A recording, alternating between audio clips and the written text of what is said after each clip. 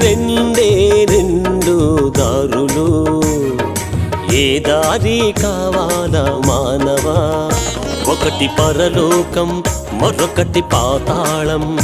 ఒకటి పరలోకం, మరొకటి పాతాళం.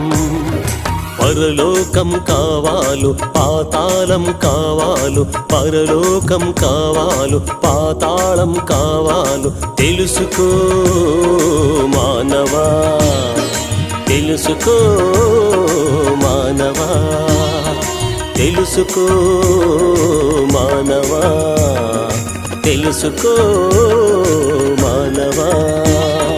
రెండే రెండు దారులు, ఏ దారి కావాలా మానవా?